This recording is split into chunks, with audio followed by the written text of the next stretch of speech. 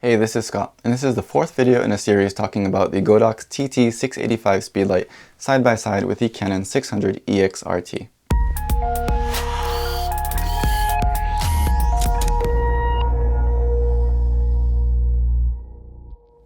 If you're new to this channel, thanks for watching. Be sure to check out my other videos and subscribe if you want to see more in the future. Thanks to Gear for supplying the Godox Speedlite and accessories for this review. I'll put their link down below, so be sure to check it out. I'll be putting it head to head with my own Canon 600 EX-RT.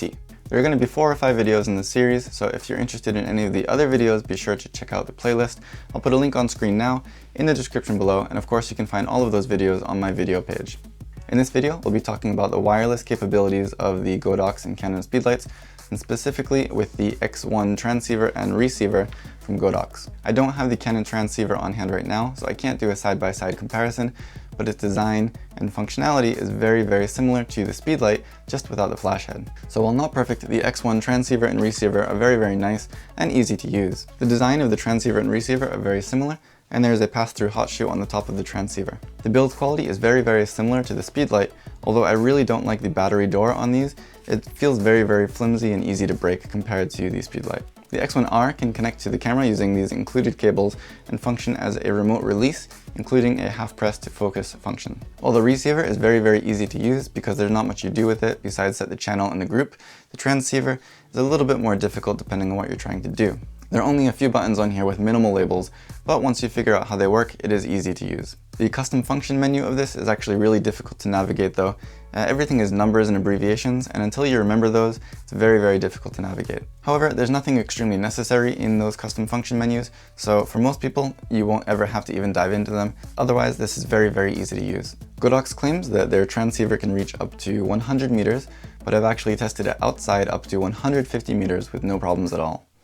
Canon claims that theirs can reach 30 meters, and I don't know if this is accurate, if it's an underestimation or an overestimation. Either way, you're not going to necessarily need 100 meters, but it is good to know that it can reach that far. If you're in a big wedding reception hall, for example, you don't ever have to worry about if you're putting flashes in the corner, if it's 20 meters or 30 meters or 40 meters. You don't have to worry about it. You're always going to be in range with the Godox. Both the Godox and Canon can actually act as masters themselves, controlling other speedlights either with radio signals or optical signals. They can even control each other optically. The way they function in that way is very similar, although as I mentioned in a previous video, the Godox does have the S1 and S2 modes available, which allows it to be optically triggered by any strobe or flash. So as I said, I don't have the Canon transceiver on hand to compare side by side, but it's very expensive when you compare it to the Godox. And also, if you have the X1R, you can put this on the Canon and control it with the X1T.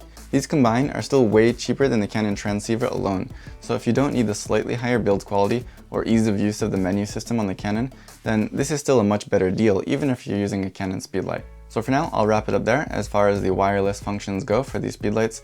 If you have any questions or comments about anything in particular, be sure to leave it down below. I'll definitely get back to you. If you want to see the other videos in this playlist, be sure to check the link on screen now or down in the description below. And of course, you can always find those videos on my video page. The links to both of these Speedlights are in the description, so be sure to check that out if you're interested.